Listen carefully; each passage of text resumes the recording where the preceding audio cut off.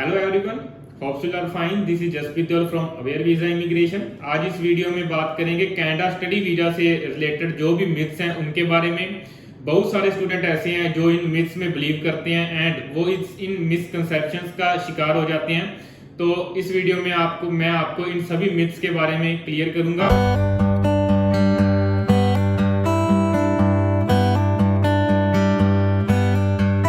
सबसे पहले स्टार्ट करते हैं पहली मिथ के बारे में। ये मिथ ये है कि काफी स्टूडेंट्स को हर कोई यही कहता है कि ग्रेजुएशन के बाद ओवरऑल 6 के साथ जो वीजा एप्लीकेशन है उसके साथ वीजा नहीं लिया जा सकता। ग्रेजुएशन के बाद 6.5 बैंड होना मैंडेटरी है, लेकिन ऐसा नहीं है। ओवरऑल 6 के साथ भी स्टडी वीजा ग्रांट हो रहे हैं। इसमें ऐसा नहीं है कि सक्सेस रेट कम है। ओवरऑल 6 के साथ भी जो सक्सेस रेट है वो बहुत बढ़िया है। मेन बात यह है कि आपके 6 ईच होने चाहिए एंड आपकी जो एप्लीकेशन है वो एसडीएस कैटेगरी के अंदर लगनी चाहिए। ये 6.5 की जो रिक्वायरमेंट है ये एम्बेसी की तरफ से नहीं है। एम्बेसी की तरफ से एसडीएस कैटेगरी में 6 सिर्फ overall 6 and 6 each band score की रिक्वायरमेंट है। ओवरऑल 6.5 की रिक्वायरमेंट मोस्टली इंस्टीट्यूट्स के तरफ से होती है। तो अगर आपको अपनी स्टडी या फिर एक्सपीरियंस से रिलेटेड कोर्स मिल रहा है एंड उस इंस्टीट्यूट की जो रिक्वायरमेंट है ओवरऑल 6 है, तो आप उसमें अप्लाई करके अपना जो कनाडा स्टडी वीजा वो ले सकते हैं।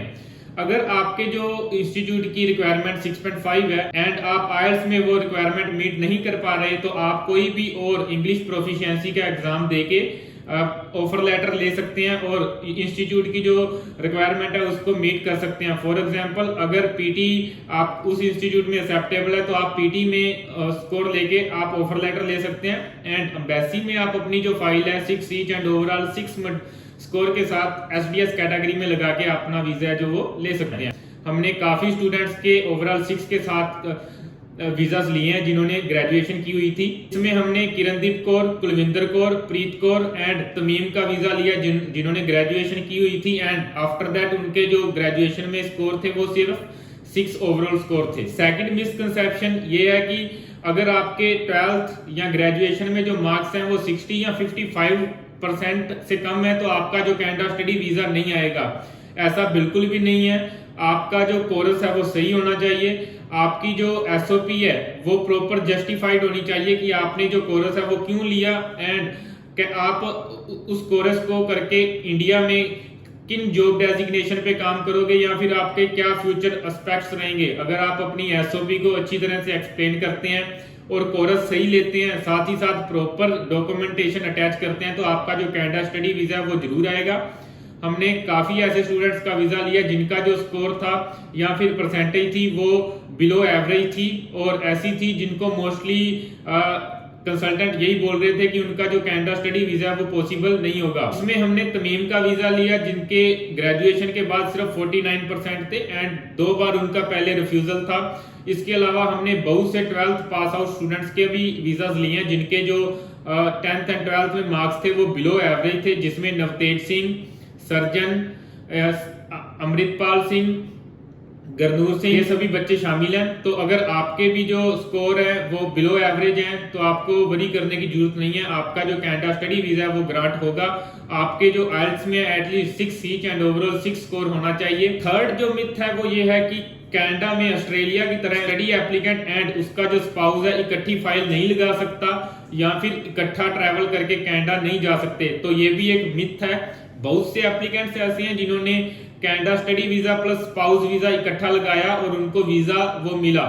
तो अगर आपकी भी जो मैरिज है वो 1 साल या इससे पुरानी है, आप भी स्टडी वीजा और स्पाउस वीजा एप्लीकेशन दोनों इकट्ठी लगा सकते हैं। आपका जो वीजा वो ग्रांट होगा।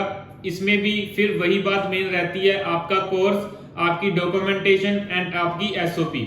तो ऑस्ट्रेलिया की तरह आप भी कनाडा में इकट्ठा वीजा लेकर एज अ कपल इकट्ठे ट्रैवल कर सकते हैं।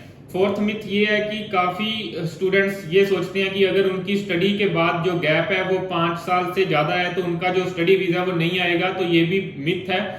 काफी एप्लीकेंट्स ऐसे हैं जिनकी एज 35, 40 या 45 ईयर्स एज है और उनका जो स्टडी में गैप है वो 5 साल से ज्यादा है, इवन 10 ईयर्स, 15 ईयर्स है, इससे भी ज्यादा है, फिर भी उनको जो कनाडा स्टडी वीजा वो ग्रांट हुआ है। हमने भी श्वेत का वीजा लिया जो कि दुबई से थे। उन्होंने अपनी जो बैचलर ऑफ इंजीनियरिंग थी 2009 में की थी। आफ्टर दैट वो जॉब कर रहे थे और उनका जो स्टडी में गैप था वो 14 इयर्स का गैप था और उनकी जो एज थी वो 35 इयर्स एज थी। इस प्रोफाइल के साथ भी और उनकी 2 रिफ्यूजल होते हुए भी हमने उनका जो कनाडा स्टडी वीजा है वो ग्रांट करवा कर दिया है। तो अगर आपकी जो एज है वो ज्यादा है या फिर आपकी जो स्टडी में गैप ज्यादा है तो ये चीजें आपको कनाडा स्टडी वीजा लेने से नहीं रोक सकती अगर आपकी जो वीजा एप्लीकेशन है वो एक प्रॉपर तरीके से लगती है। फिफ्थ जो मिथ है वो ये है कि अगर आप 2 इयर्स के कंपैरिजन 1 ईयर का कोर्स लेते हैं तो आपका जो वीजा के चांसेस है वो बहुत ज्यादा कम हो जाते हैं। तो ऐसा कुछ नहीं है। अगर आपकी प्रोफाइल से रिलेटेड 1 ईयर का कोर्स ही अवेलेबल है तो आप उस 1 ईयर को कोर्स को लेकर अपना जो वीजा वो हासिल कर सकते हैं। ऐसा जरूरी नहीं है कि आपने 2 इयर्स के प्रोग्राम के लिए ही जाना है। अगर आप 1 ईयर का कोर्स लेकर भी कनाडा जाते हो तो आप वहां पे 2nd ईयर का कोर्स कहीं भी लेकर अपना PGWP 3 इयर्स का आसानी से ले सकते हैं।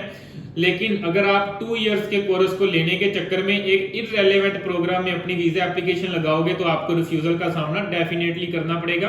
तो रेदर देन फोकसिंग ऑन कि आपका कोर्स 1 ईयर का है या 2 इयर्स का है, आपको इस बात पे फोकस करना चाहिए कि जो भी कोर्स आप चूज कर रहे हो वो आपकी प्रोफाइल से कितना रेलेवेंट है। काफी पर्संस ऐसे हैं जिनका ह्यूज गैप होता है और उनकी क्वालिफिकेशंस भी काफी ज्यादा होती है। देन आल्सो इसके बाद भी वो 1 ईयर के प्रोग्राम में अपना जो वीजा है वो सक्सेसफुली ले लेते हैं। सिक्स्थ एक और मिथ है जो पिछले रिसेंट दिनों में काफी स्टूडेंट्स में आ रही है, वो ये है कि जो आर्ट्स वाले स्टूडेंट हैं उनका जो वीजा सक्सेस रेट है वो कनाडा में कम हो गया।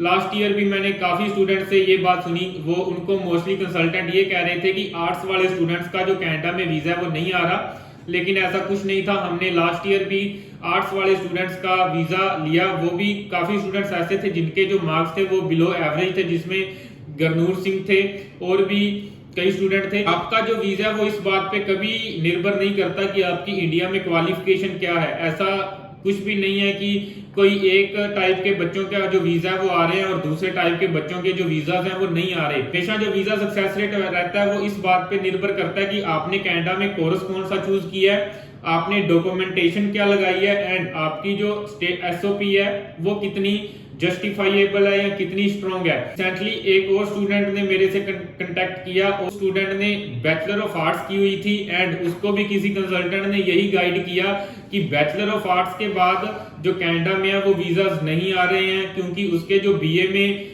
सब्जेक्ट्स थे वो सिंपल थे। लाइक उसके जो BA में सब्जेक्ट थे वो पॉलिटिकल साइंस थी, हिस्ट्री एंड ज्योग्राफी थी, कोई इकोनॉमिक्स या मैथ जैसा सब्जेक्ट उसके पास BA में नहीं था और उसने PT की हुई थी।